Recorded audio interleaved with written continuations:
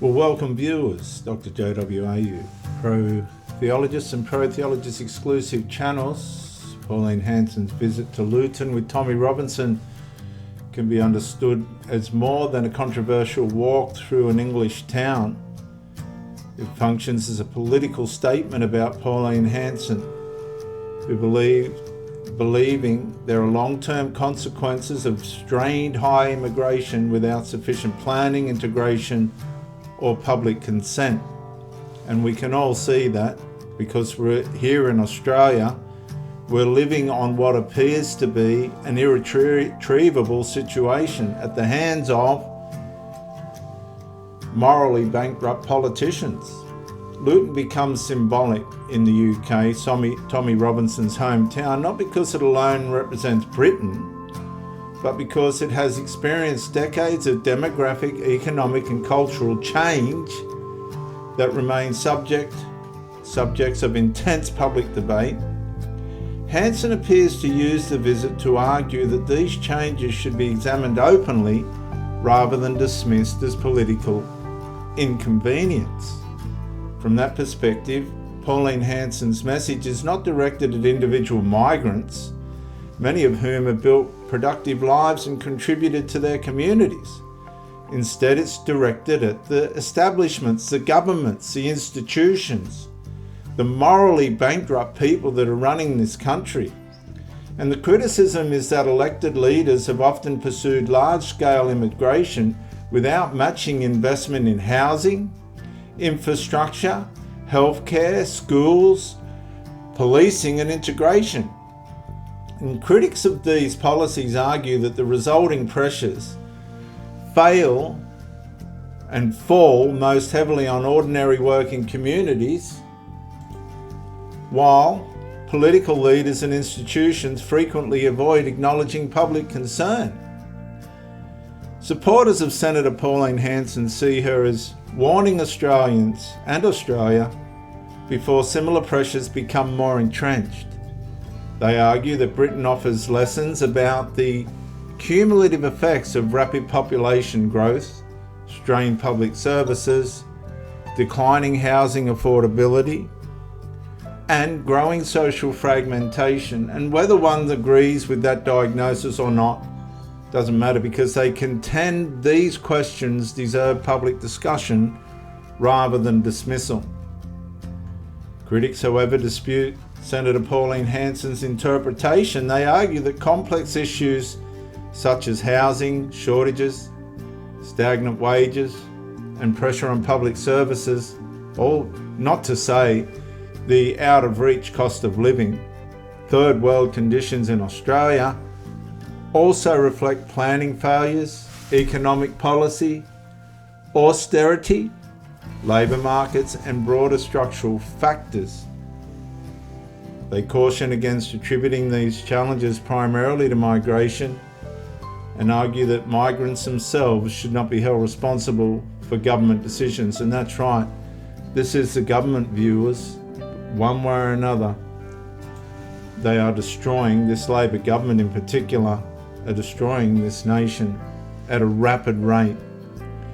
The constructive challenge raised by Senator Pauline Hanson's visit to London and the effort she's made to see for herself where this is all going to head for Australia is therefore one of a democratic governance. How should Western nations balance humanitarian commitments, economic needs, border management, infrastructure capacity, and social cohesion and public confidence? I'll tell you one thing, there is no public confidence in Australia anymore in any of these governments, institutions or establishments. But one thing I can say about Senator Pauline Hanson is she's got up off her ass and gone there and seen with her own two eyes, because Tommy Robinson has paid a high price for exposing the consequences of uncontrolled mass immigration by morally derelict governments.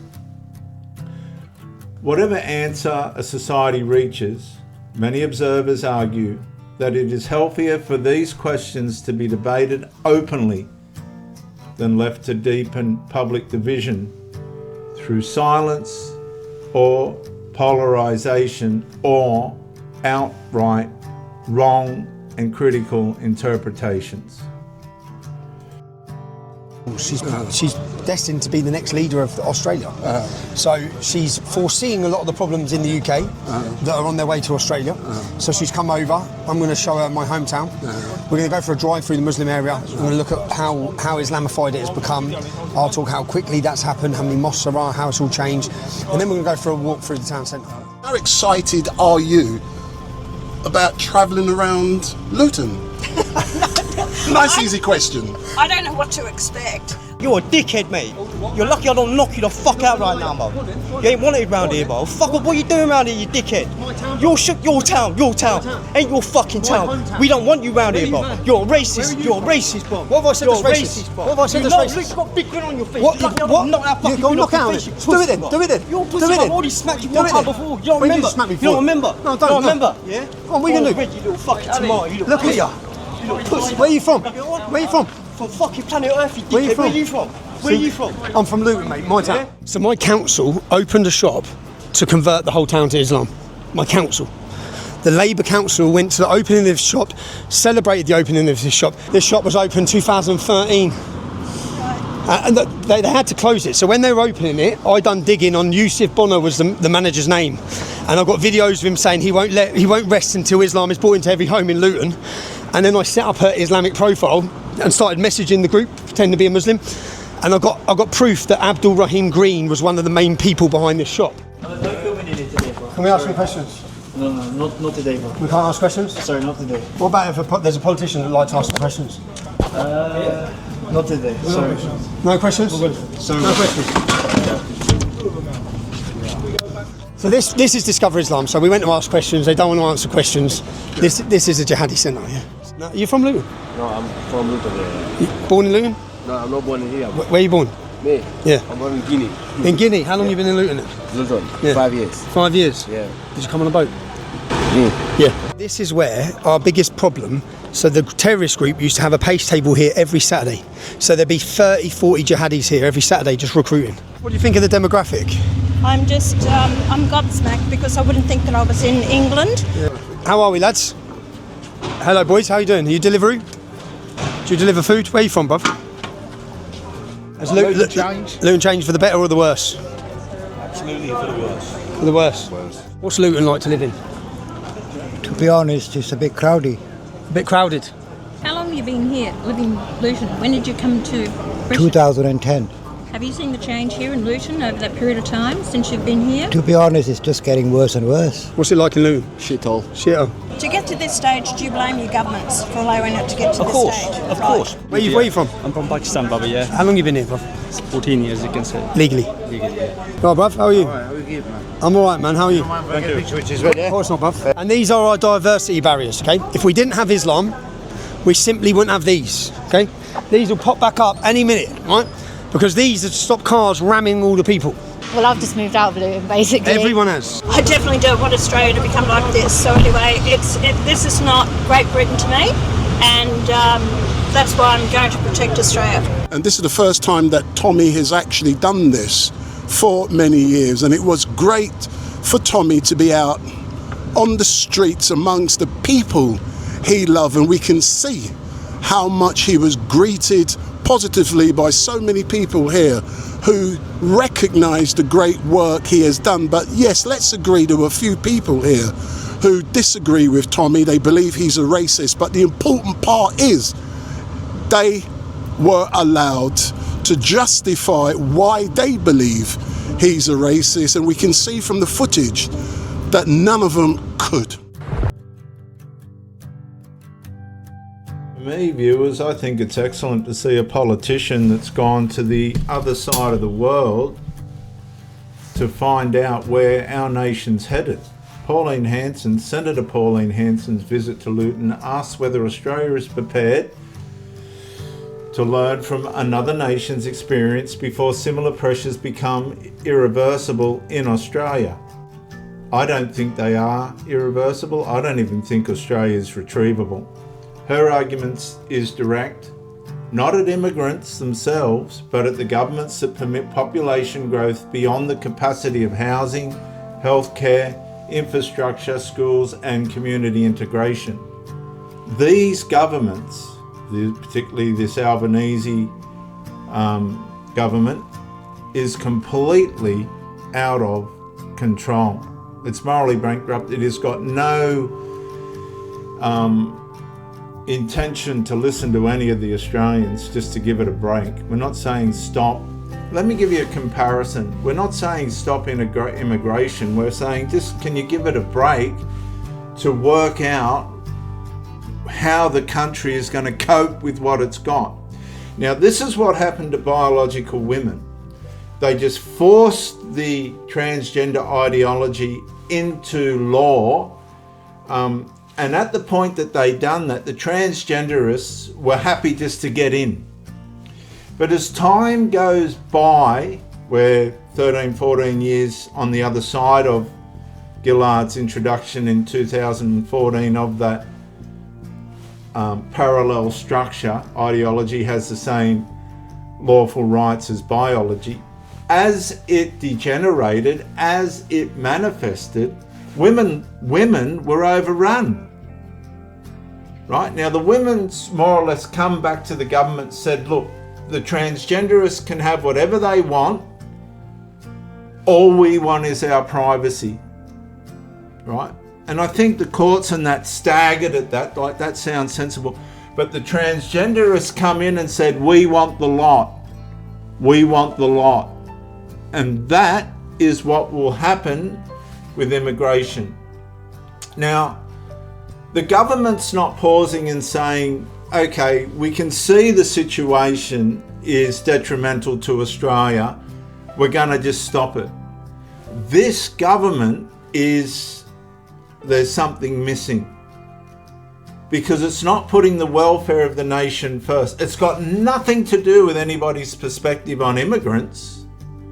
It's got to do with where the nation's at and its ability to cope with the influx of people that it's bringing in. It cannot cope. It's not coping. So as far as I'm concerned, it's irretrievable. The unfairness from this perspective is that ordinary citizens bear the consequences of the decisions of these governments. Mrs. Hanson, Senator Hanson's critics dispute that migration is the primary cause of these challenges, pointing instead to it's not the primary cause. And instead they point to planning failures and broader economic factors. Well, it's a combination of both. If you've got planning failures and infrastructure not meeting the immigration demands, then you've got to stop the flood. You've got to put a dam in front of the flood. The government's not prepared to do that. They're going to flood the immigrants in until there's nothing left for anybody, because you see, it doesn't affect them. They're in their bubble. It's the normal commoners that are going, hang on a minute, everything's out of reach in terms of expenses, have gone way beyond what we're earning. We can't afford. The governments are turning Australia into a third world country. It's the way it is. You've got the opposition saying we can't be trusted. You've got the Albanese government saying we really don't give a stuff what you say or think. And Pauline Hanson's travelling around the world pointing out to us that this is where it's going to end up.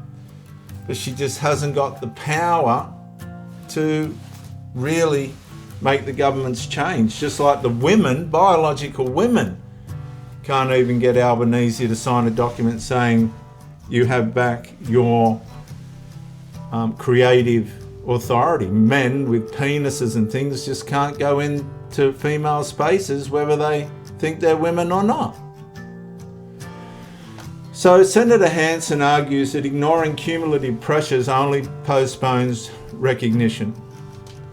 And the enduring question is whether a nation can sustain high immigration and migration without matching capacity to accommodate it, without matching public confidence and social cohesion, and whether delayed action simply transfers today's political convenience into tomorrow's national burden, and the people that are going to wear it are the next generation.